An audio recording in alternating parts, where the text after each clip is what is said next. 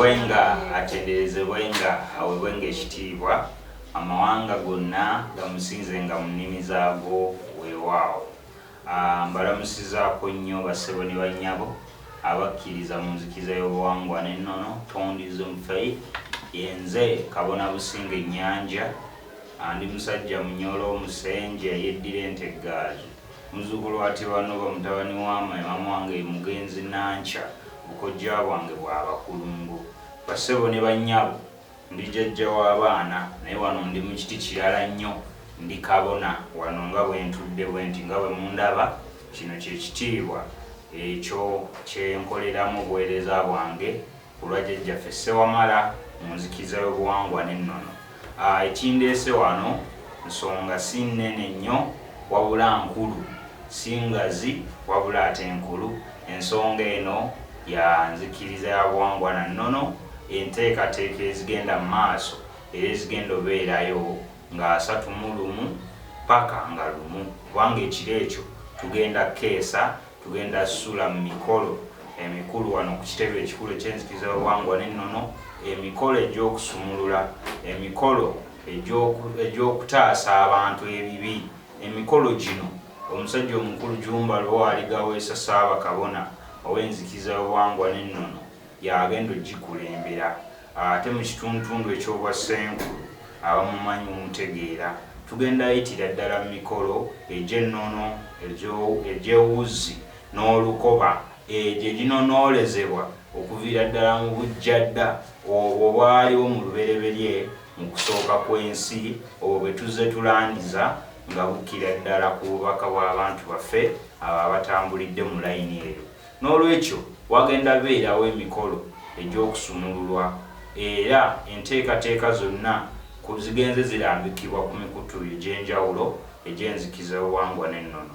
Bakugamba ggwe agenda obeerawo jangu ng'oli mweteefuteefu, wagenda beerawo okuteekako endiga ku kyoto. Endiga jjajjaffe Kiwanuka tugiteekako ne tubeera tugiwayo ng'ekiweebwayo ku lw'ebyonoono byaffe. Kiwanuka atuddiza obuyinza tusumululwe. Endiga, enjiibwa, ebibala tugenda teekako ensigo. Muzimanyi ensigo ezizza omukisa, tuteekako entungo okutungirira ebyo byonna ebibadde ebitambula obubi, ne tutungirira ebituli ebibadde biyiso emikisa gyaffe, ne tuteekako obulo bulongoosa, obulo mubumanyi bulungi, omwemba, ne tuteekako entungo. Mbagambye mbannyonnyodde buli kimu nga bwe kibeera, tuteekako omuzigo ne tusaba ne tulaamiriza nti omuzigo guno guzigoolewo embeera embi yonna ebadde eri mu bulamu bwaffe, ate akazigo akagonvu kennyini ke twesiiga ne tubeera nga tulabibwa n'amaaso ag'ekisa, ne tubeera nga tusiimibwa mu nsi eno, ne tuteekako akasaana ke kasaaniza ebirungi ate ne kasaanyaawo embeera embi ebadde etambulira mu bulamu bwaffe. Tugenda owunzika omwaka guno 2023 nga ffenna tuli balongoofu nga tuyise mu mikolo. Nabagamba enzikiriza yaffe ya mikolo. Ebigambo bino bye twogera si bimalaawo kizibu. Mukimanyi bulungi oli bw'akola eddagala erikuloga akola mikolo, naawe okuggyako eddogo eryo oyita mu mikolo. Si bigambo nti Yesu jangu, Yesu tukoode mwoyo mutukuvu jangu osumulule, nedda.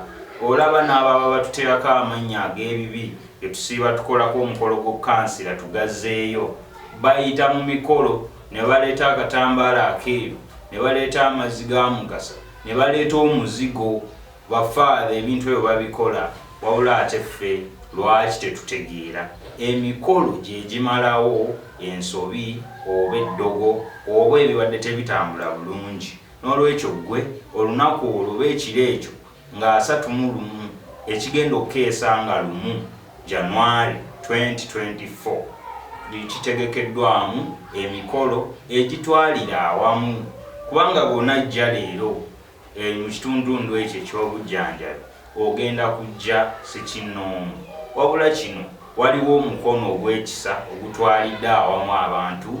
Tugenda yita mu mikolo okusumululwa, okukokoolwa, okulasizibwako, byonna nga tutambulira mu kintu ekyawamu.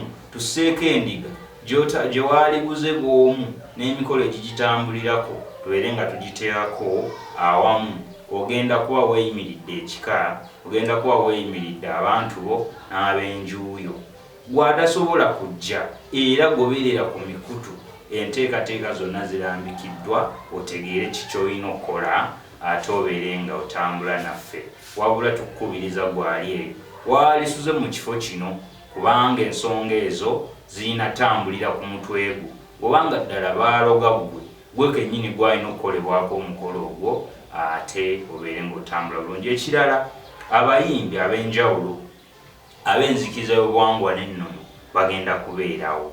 Abayimbi basebo ne bannyabo Hasani Ndugga, muyite Ndugga Bamweyana. Hasani brand naye tuligobera ddala, tulivumirira, naye kennyini talyagala. Naye brand koyinza omutegeerera amangu.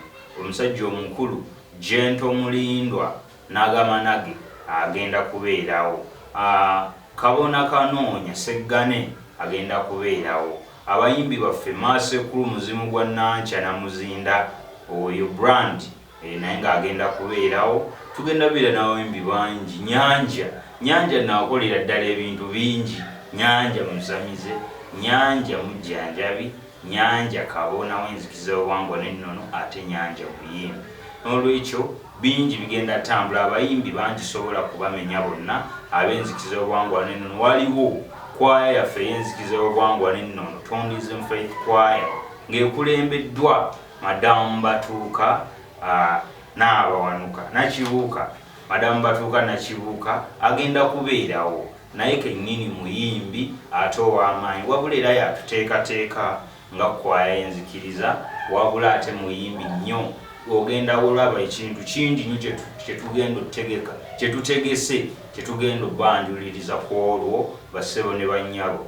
Weetuukire ate ekirala kyenkutegeeza, enzikiriza eno mwattu gwali omukkiriza, gw'omusamize, gw'atambulira mu nnono mu buwangwa, enzikiriza eno yiyo. Wabula gw'atannategeera, abantu mubeereyo ne musumbuyizibwa kye bayita management. Teri kitongole kiyimirirawo nga tekirina management. Era enkyukakyuka zonna ezigenda zitambula mu nzikiriza yaffe zijja lwakubeera nti ekitongole okubeerawo nga kitambula kiteekwa okubeera ne management ennummamu. Era ebiba tebitambula bulungi, management y'ebirongoosa. Eno nzikiriza ya bwamwoyo, wabula ate abantu babeerako ne administration ebeera ebatwala okubeera nga batambulira mu line. N'olwekyo gwali eyo mbakoowodde mwenna bakabona, abaluta Nyanja, abaluta Nsozi, bannabbona, abantu mwenna bajjajja b'abaana, gwe buli kimu ky'okola nga kitambulira mu nnono tukwetaaga obeerewo osobole otambula naffe mu nzikiriza yaffe eno na buli kimu kye tutegeka. Kiki esitakoonyeeko? Byesitakoonyeeko jangu obyerabire nga 31 Ssaabakabona Jumba Lwali Gaweesa. Bazzukulu ba Wamala mbadde mbeerabidde, bazzukulu ba Wamala mbakoowodde mwenna mujje ate mmwe muli kikulu nnyo ku nsonga zino, kubanga taata waffe Ssenkulu Jumba Lwali Gaweesa agenda kukulembera emikolo egyo. Olwekyo mwenna mwetaagibwa mubeerewo, kubanga ate mmwe basaale mu nzikiriza eno. Yenze Kabona Busingye Nyanja, mubeere bulungi, mwera.